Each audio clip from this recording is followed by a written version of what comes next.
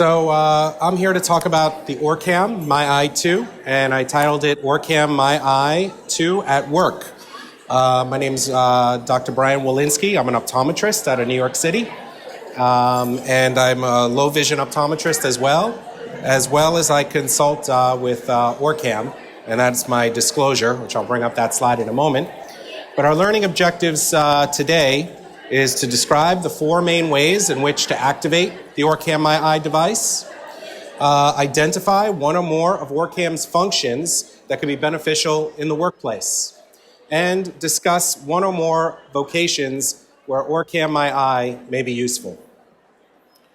Again, my disclosure is that I'm a consultant to OrCam Technologies.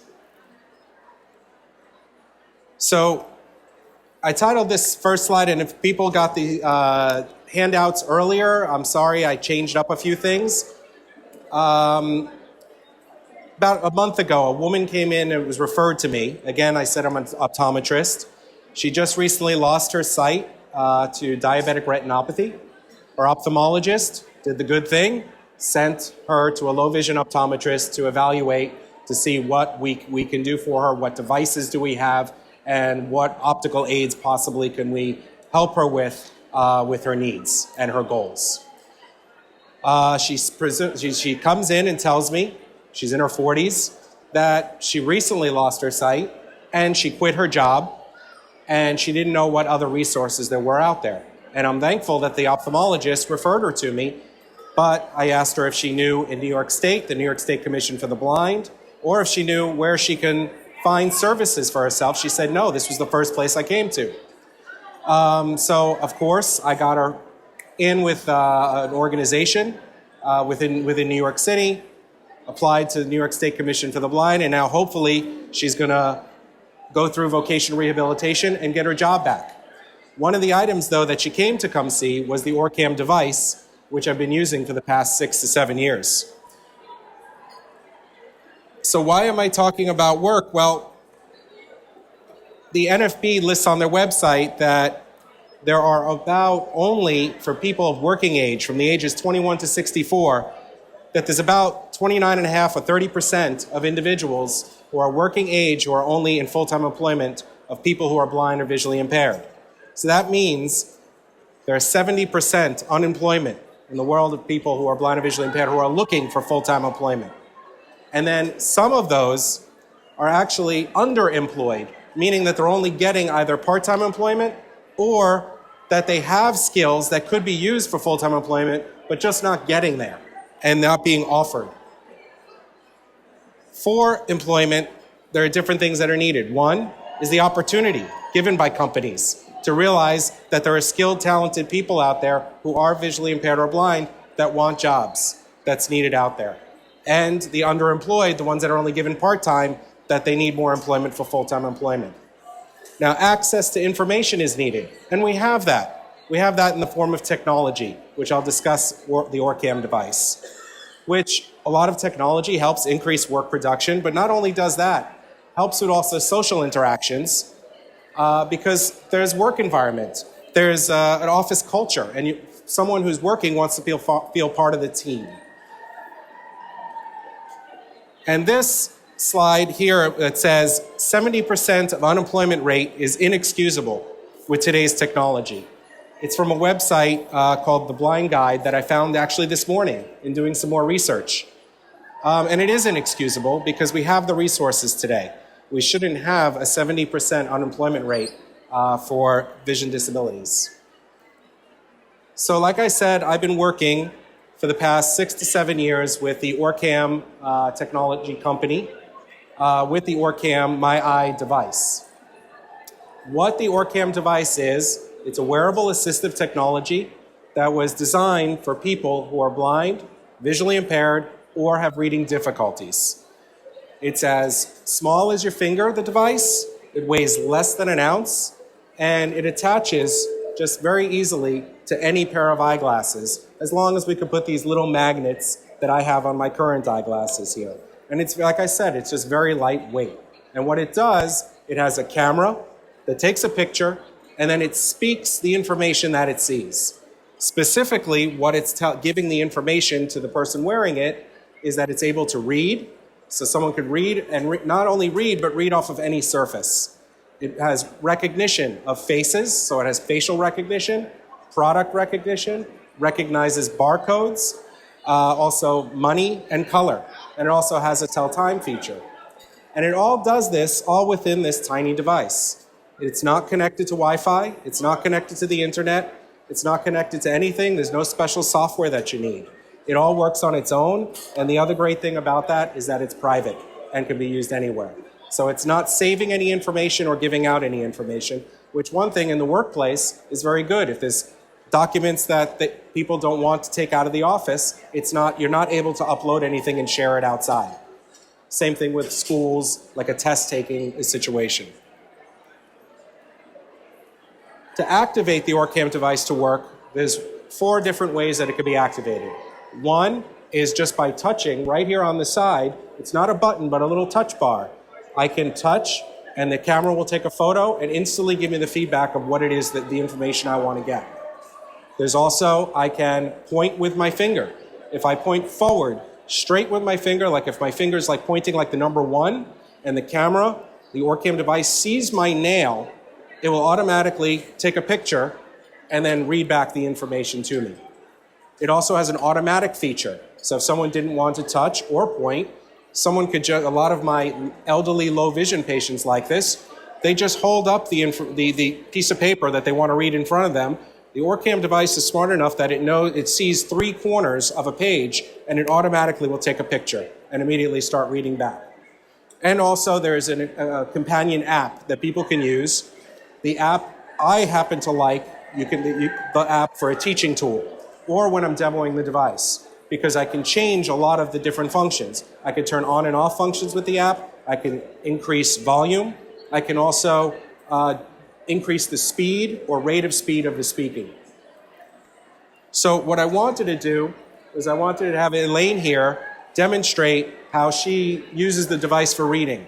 Because Elaine is actually using the OrCam device at work and in her daily life, and she works right here in Orlando at the Lighthouse.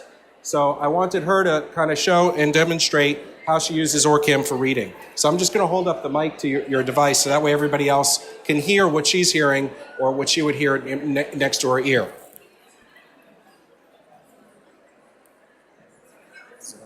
Yeah.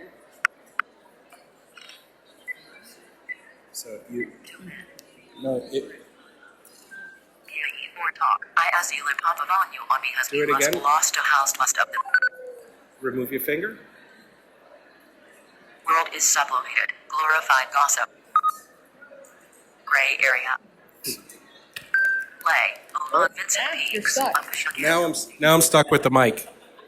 That's all right. We'll try it one more time, okay? So what happened initially is that actually the device was in a sleep mode, and then she woke it up, and then it caught her finger. So let's try it again one more time, and let's bring it up. Remove your finger. We don't want to be lectured to.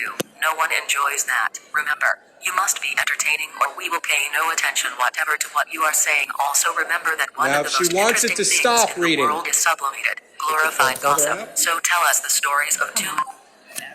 So what she did, and I'll explain for those of you that couldn't see, is that she extended her finger forward.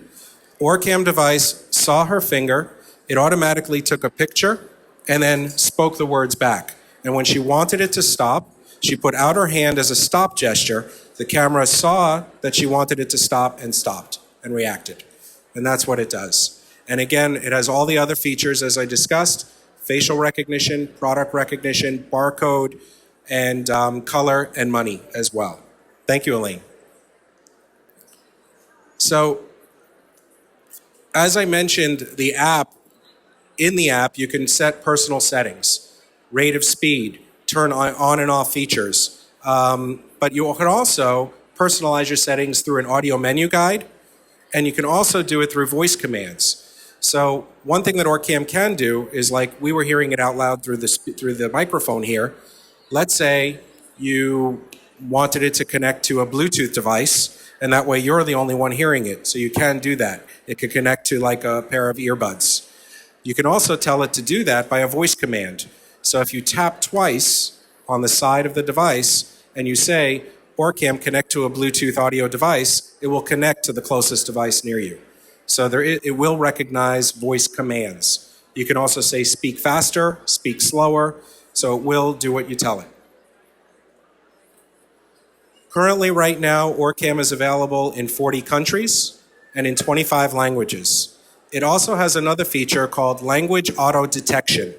So what it will do is the OrCam device, if it sees the US device right now, if it sees Spanish or French, it will read back in that language with that dialect. So it doesn't translate for you, but it will auto detect those two other languages. Other countries have other languages along with it. So the big question is, who is OrCam for? So like I said, I've been working with it for about 6 years. I'm going to put the microphone back on my lapel. Is that all right? Okay. Really, OrCam works for any age. I've had patients who are young students. I recently met a girl who was 7 years old using OrCam. To a person I trained who was 101 years old using the OrCam device. And again, working age, like Elaine's using it. All technological abilities. Like I said, there's no other software that's needed for the device to work. So really, anyone of any technological ability, if they never used any assistive technology, they're able to use it. And I have had some elderly patients who never used anything, even a smartphone, who are using OrCam. And all types of vision loss. And this one I stress even with a lot of different eye doctors, because OrCam could work for somebody who's visually impaired or blind. And I do, when I meet eye doctors, they go, oh, it must be for someone who's blind. Oh, it must be for someone who's visually impaired. It's for both. The difference between the two is that the way someone is trained and the orientation that someone needs, basically they need to have good orientation skills.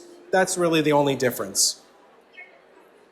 There are some limiting characteristics, though, to bring up. It is a camera. It is taking a picture.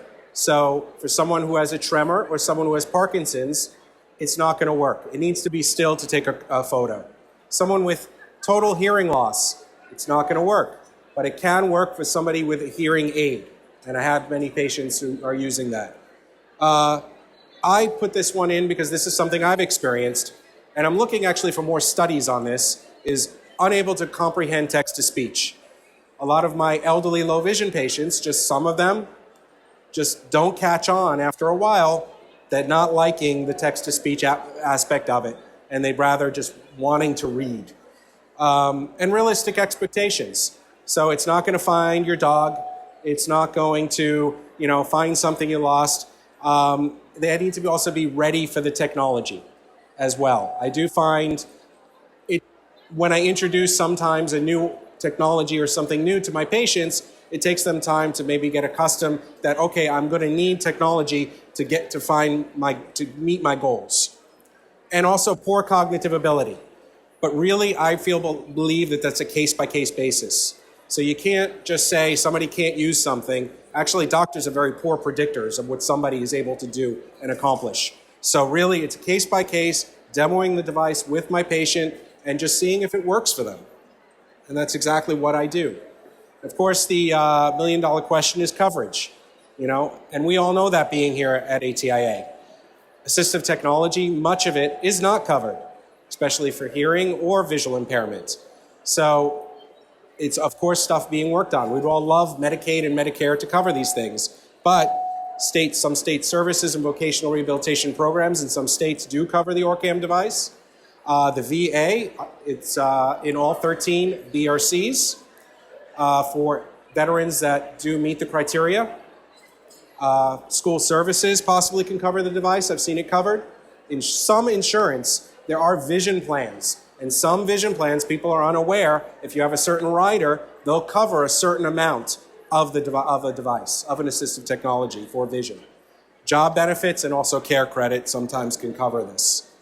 So OrCam at work, and I know my time is almost up. I'll go through that quickly. I've had many people using it at work, at school, like I mentioned, the elderly just in their daily life. The first one I'm mentioning is a grant writer. This woman runs a nonprofit and has a blog site called Blind Motherhood. Some of you have might seen it. She wrote about OrCam and called it the gift of time. Being a mom of 2 little girls and a grant writer and now going after her doctorate, I think she actually finished a doctorate in theology. She called it gave her more time, it helped her time efficiency in her work, giving her more time to be a mom. I met a university administrator who loved it because she would go to meetings and she would hold up a document and be able to read the document right there and then. And she also liked the social interaction of it, where her colleagues were right there at a meeting and she could tell who's there, and they didn't have to introduce themselves. I have a teacher that I know uses it for lesson plans. I met a chef who's using it for recipes and also for his stockroom. When he walks into his big walk-in freezer, that's another thing. The OrCam has 2 little LED lights on there. So when he walks into his freezer, it's actually a dark environment, and actually the 2 little LED lights come on for him when he points or when he touches the side. If the light levels are too low, it's actually going to light up and read the labels for him on what he needs for the kitchen. And recently at the Chicago Lighthouse, and this I'm very excited about, is they got a grant, and I believe it's about 20 of their employees now have OrCam MyEye, and we're looking into more employees at other places using OrCam MyEye, and hopefully this is an area where we can study and show people that these are devices and assistive technology that need to be used in the workplace, and hopefully eventually coverage will come. So OrCam's vision and our vision, my vision, is really empowering people at work, and they are working on new and better and new technologies, advances in this technology, and one that I'll leave you with that is I'm hoping going to come out soon, which hasn't been released yet, but was talked about at the recent Consumer Electronics Show, is reading where you can speak to OrCam. It's called interactive reading. And you could speak to OrCam, and let's say I'm holding up a newspaper or I'm holding up a menu, and I want to know just the headlines. I could tell OrCam, just read me the headlines, and the AI within this is going to read me just the headlines. Or if I want to know the chicken dishes on that menu, I can just speak to OrCam, and it'll tell me what the chicken dish is. So that's what I'll leave you with, and there's more things to come in the future. So thank you for having us here today, and have a great meeting at ATIA.